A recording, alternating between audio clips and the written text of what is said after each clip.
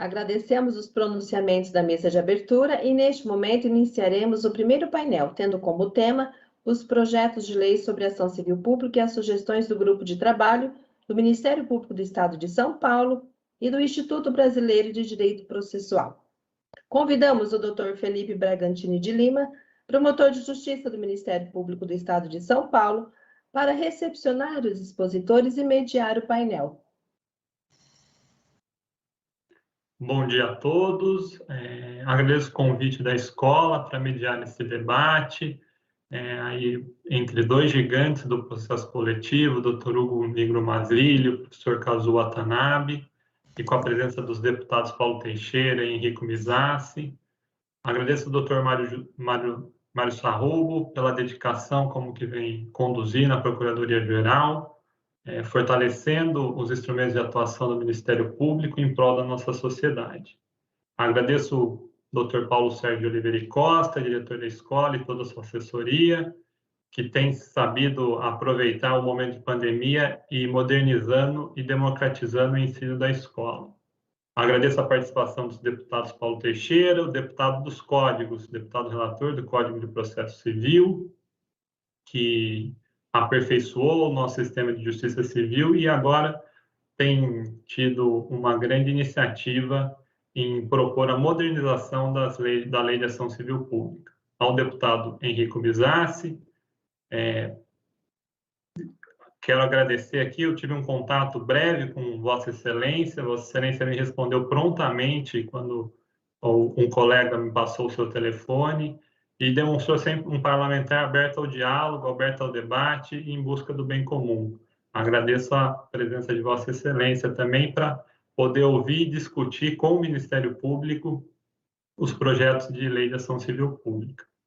Ao professor Hugo Nigro Mazzilli, rendo minhas homenagens, uma honra que hoje posso atuar num cargo em que Vossa Excelência já atuou. Sou promotor de Justiça de Santa Fé, Vossa Excelência foi promotor de Justiça de Santa Fé, e isso me deixa muito feliz e contente. Apesar de longe da família, eu tenho certeza que o cargo que eu atuo hoje foi um cargo por qual Vossa Excelência passou e tem muita história. Vossa Excelência, a história de Vossa Excelência se confunde com a história do Ministério Público. O Ministério Público hoje é o que é por causa de Vossa Excelência e de demais outros colegas que trabalharam arduamente na Constituinte e que conseguiram formatar uma instituição voltada primordialmente à sociedade.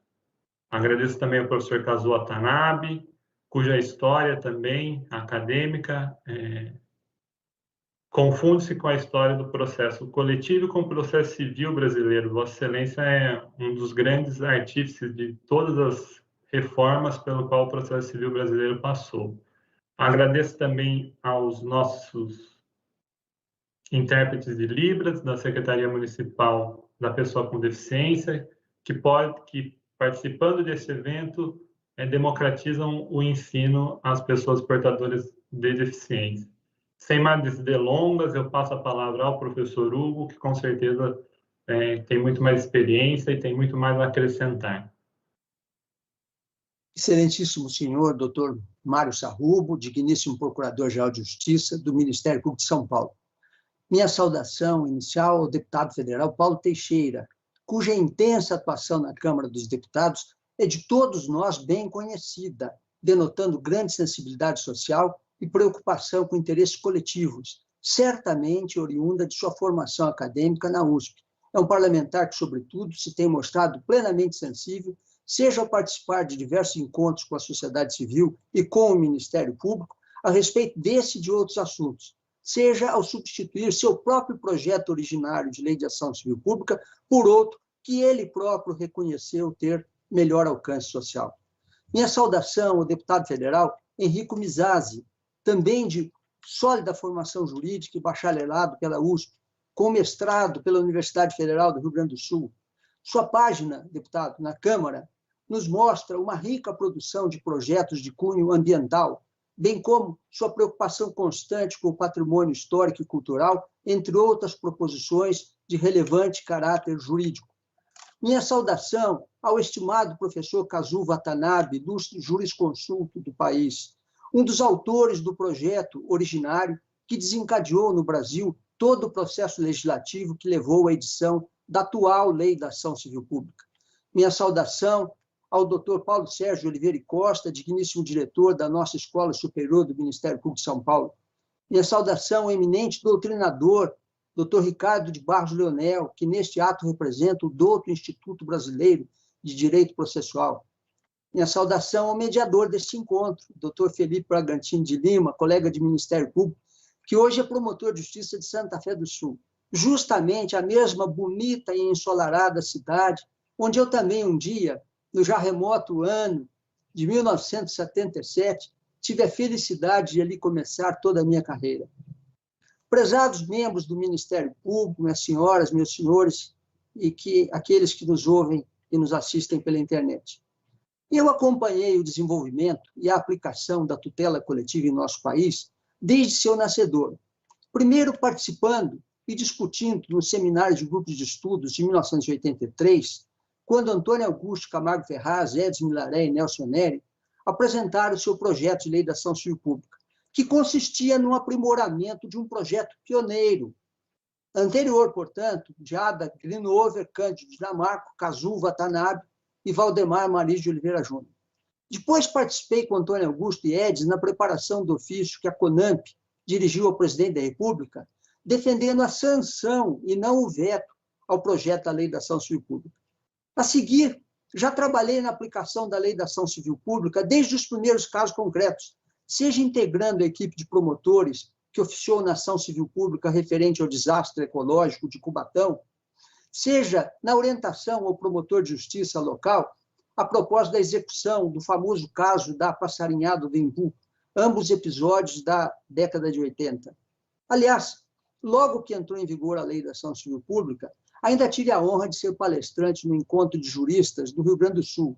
E esse foi meu marco inaugural como doutrinador nesta área, e que me permitiu, depois, melhor trabalhar na matéria, quando fui eleito pela classe, membro do Conselho Superior do Ministério Público, e passei a ter contato direto com os inquéritos civis em todo o Estado.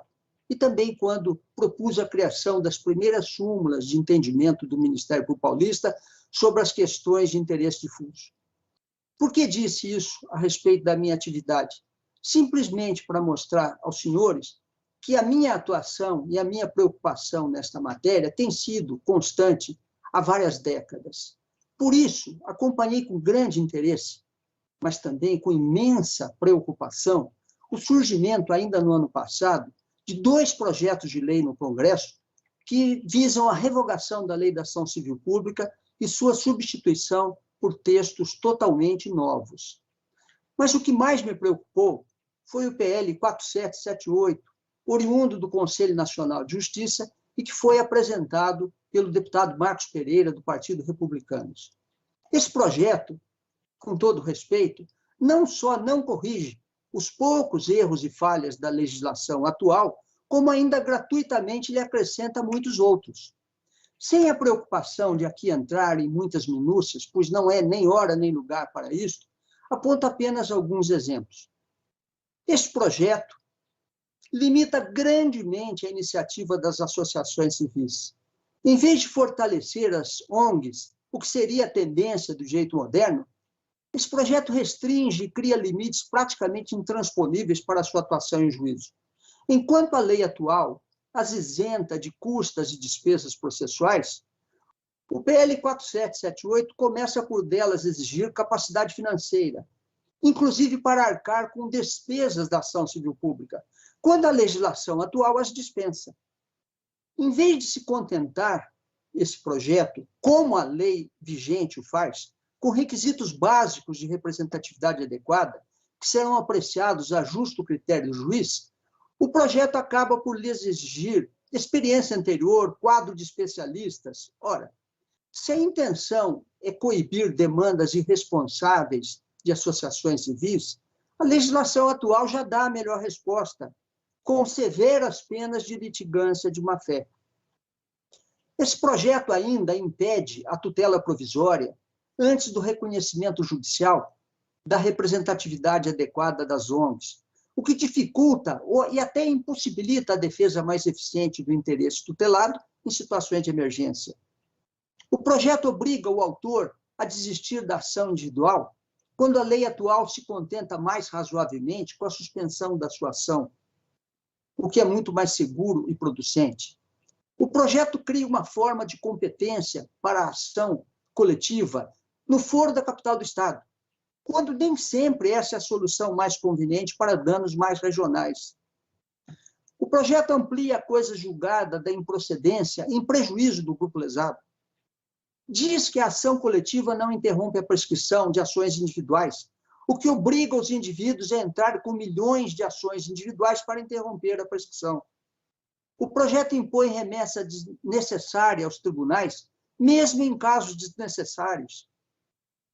E ainda diz que nas ações, entre aspas, manifestamente infundadas, propostas especificamente pelo Ministério Público ou pela Defensoria Pública, o orçamento dessas instituições de Estado é que vai suportar os ônus da sucumbência.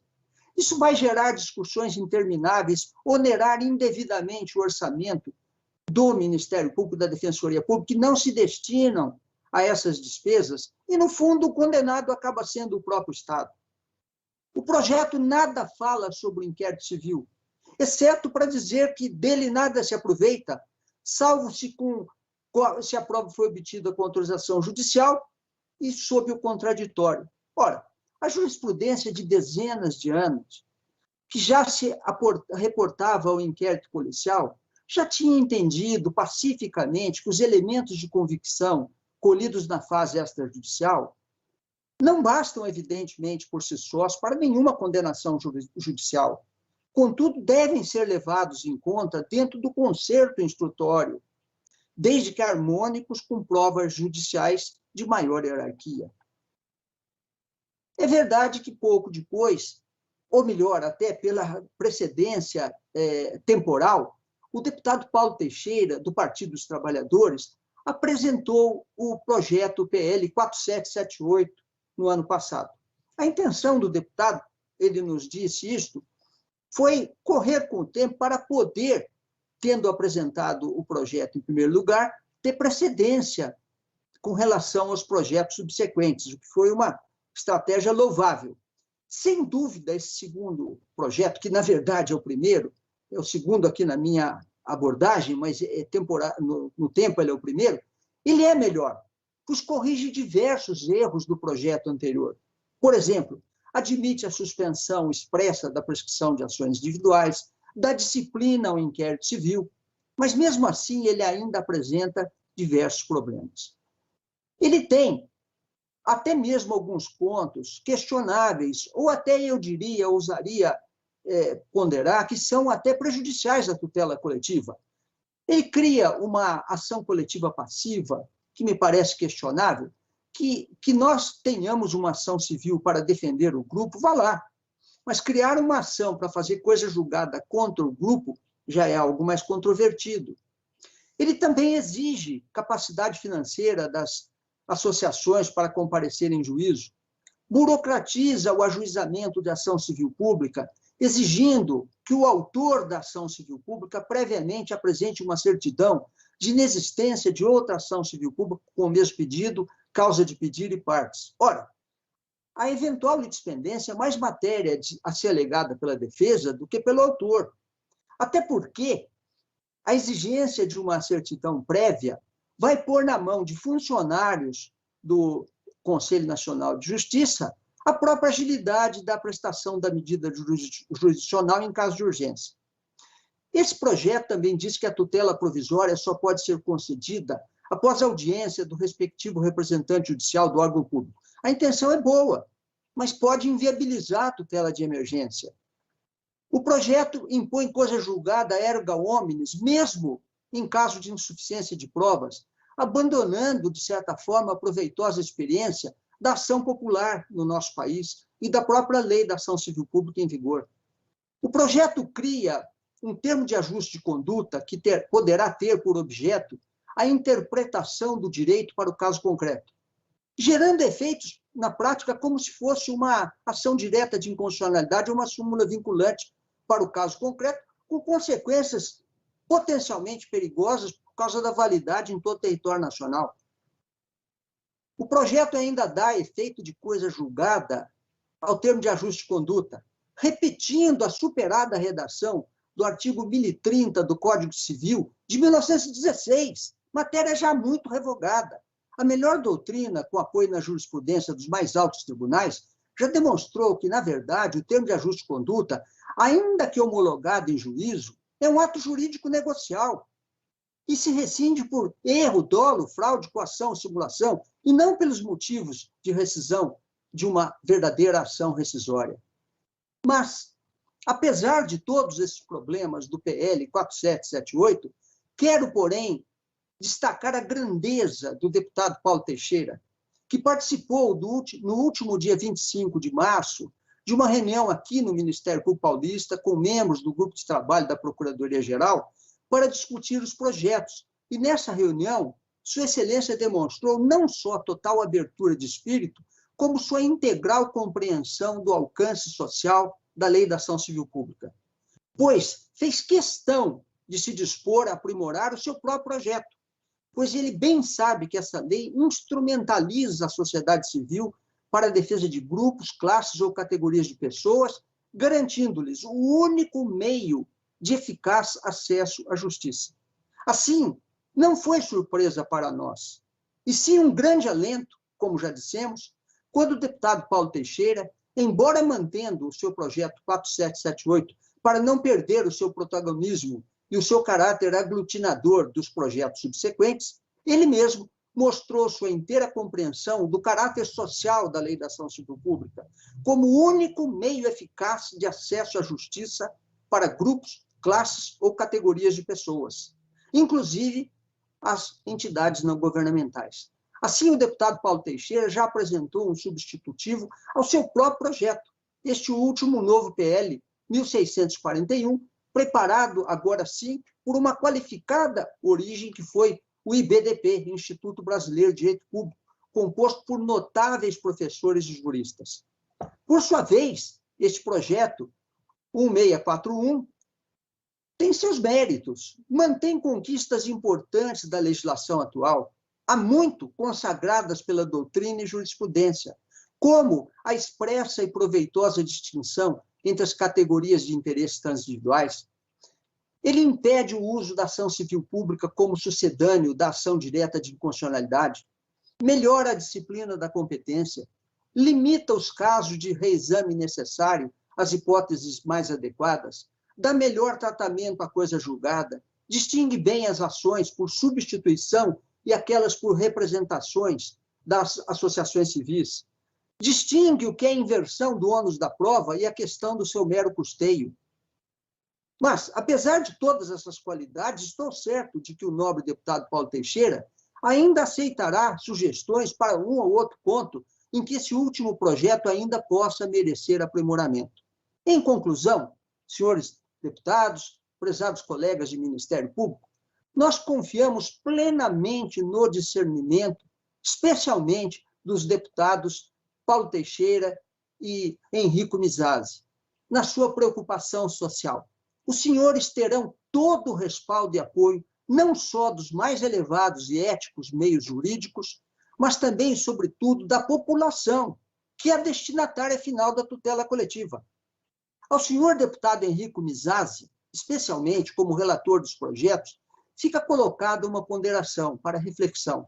Devemos nos perguntar com seriedade se é mesmo o caso de uma nova lei de ação civil pública. O microsistema atual integra a Lei de Ação Civil Pública, Código do Consumidor e outros diplomas legislativos há mais de 35 anos. Ele já está sedimentado na doutrina e na jurisprudência em muitos pontos positivos. Abrindo uma lei totalmente nova, corremos o risco de, em muitas matérias já pacificadas, zerarmos tudo, revertermos conquistas jurisprudenciais em matérias que já foram objeto de longas e custosas conquistas de dezenas de anos a fio. E isso para não falarmos em riscos ainda maiores, que os senhores conhecem muito bem, que são as emendas em comissões ou em plenário da Câmara ou no Senado, de autoridades que não querem ser investigadas e que poderão piorar soluções já atualmente em vigor, quando muitas dessas questões sequer precisariam ou deveriam ser mexidas. De fato, o mais razoável poderia ser corrigir apenas no pouco que não está bom. Como melhorar a definição de competência para danos regionais ou locais, ampliar a legitimação ativa, eliminar a absurda vedação de tutela coletiva para matérias que não interessam ao governo, como em matéria tributária, questões previdenciárias e fundos sociais, dar melhor disciplina ao inquérito civil à coisa julgada, etc. Agora, com a justificável esperança, conclamamos os nobres deputados federais, Paulo Teixeira e Henrico Mizaz, a liderarem no Congresso Nacional a defesa da sociedade civil em prol das conquistas já existentes, reverenciando a importância social da tutela coletiva. Os senhores não serão esquecidos nesse seu trabalho fundamental. E, para tanto, sem dúvida, o Ministério Público de São Paulo estará sempre à disposição para contribuir com os senhores na sua eminente tarefa legislativa. Muito obrigado. A palavra ao professor Hugo. Bem, a tendência do nosso grupo de trabalho do Ministério Público, que discutiu os projetos, foi de buscar uma ampliação dos legitimados ativos para melhorar o acesso à justiça dos grupos, classes ou categorias de pessoas. E a inclusão do cidadão não foi gratuita. O cidadão já é um legitimado ativo para ação coletiva em matéria ambiental, em matéria de patrimônio cultural, por meio da ação popular, que não deixa de ser uma ação coletiva. Então, o cidadão já tem esta possibilidade. E, a meu ver, tem até uma certa vantagem, porque quando o cidadão resolver defender não só o que ele já pode pela lei da ação popular, que é o meio ambiente, o patrimônio cultural, que são bens de valores artísticos, históricos, turísticos, mas também, futuramente, em virtude da eventual aprovação dos atuais projetos de lei, ele poderá defender consumidor, questões outras de tutela coletiva, como questões raciais, questões religiosas e tal. Além de darmos mais acessibilidade à justiça, nós temos uma vantagem, a meu ver, é que esta possibilidade do cidadão acionar a jurisdição coletiva é voluntária. O cidadão faz isso porque quer e se quiser. Já a conversão da ação individual em coletiva não é da vontade do cidadão. Entra um colegitimado numa ação individual e fala, olha, vou aditar isso aqui e vou transformar uma ação individual em coletiva. Ele não tem sequer a certeza de que o indivíduo naquela ação está de acordo. E, inclusive, se o juiz converter, o cidadão, o indivíduo, poderá recorrer por meio de agravo. E se ele conseguir ganhar esse agravo, depois de 1, 2 anos, ele vai anular tudo desde lá atrás. E eu me pergunto, qual a vantagem que o colegitimado para uma ação civil pública tem de entrar numa ação individual, coativamente querer transformar aquilo em ação coletiva contra a vontade do indivíduo e correndo o risco de amanhã perder um agravo que foi feito pela parte contrária, quando ele, órgão legitimado, poderia propor ação civil pública sem aditamento nenhum, do jeito que ele quisesse, com toda a liberdade e sem depender da concordância do indivíduo que tem a sua ação individual. Então, eu acho que a possibilidade de dar ao cidadão a tutela coletiva é uma medida de grande impacto social, vai pegar muito bem, a meu ver, para a cidadania, é um recurso de cidadania a mais para o nosso povo, e, inclusive, é uma medida voluntária, o cidadão entra com esta ação se quiser, e ele já tem uma experiência, e nós temos também, que é a ação popular, que não deixa de ser uma ação coletiva em matéria ambiental e patrimônio cultural.